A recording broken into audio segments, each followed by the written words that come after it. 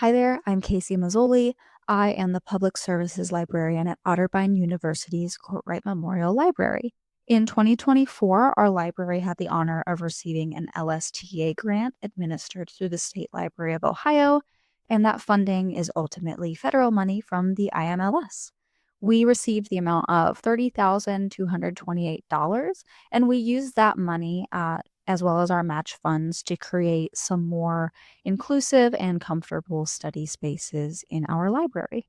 For a little bit of context, our floor plan in our library is primarily an open floor plan, and we have varying noise level guidelines on each floor. One floor is a silent study floor, but there is talking allowed on the others.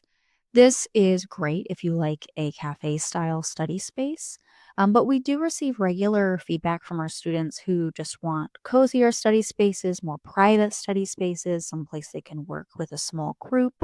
And in addition, we already had it on our radar that we wanted to create a more sensory friendly place for students with, for example, autism and ADHD. Having your space be less than ideal in terms of what kind of sensory input you're getting, it gets more than just annoying. It can actually be really overwhelming.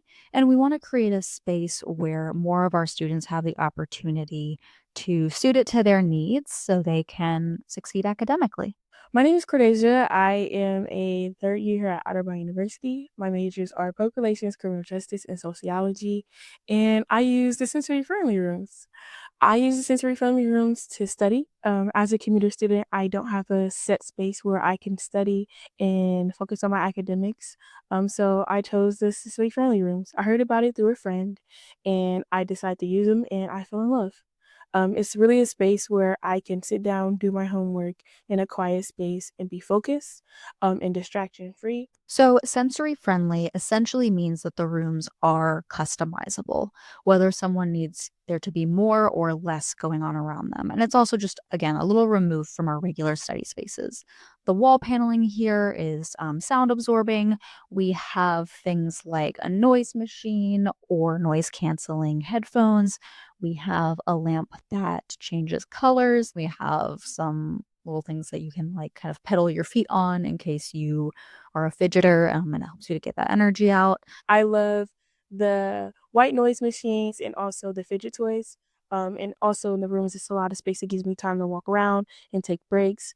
And it's really important for me to have a space where I can be comfortable and study at.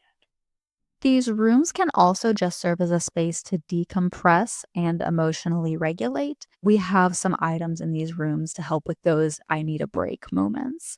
So we have some fidget toys, we have things like Rubik's cubes, we have a book of some like guided mindfulness activities.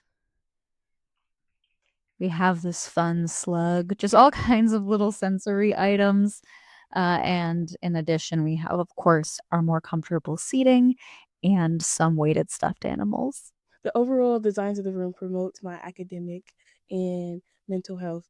Plus, we were able to include regular study room essentials like whiteboards, a TV, a thread hub to plug in multiple devices, and we were able to add these to some other study spaces on our second floor as well. We were also able to use our funding to purchase items to go into our circulating self care collection. So, if there are some of these items on our cart that students like and would like to have available in their dorm or elsewhere on campus, they can check that out from us as well.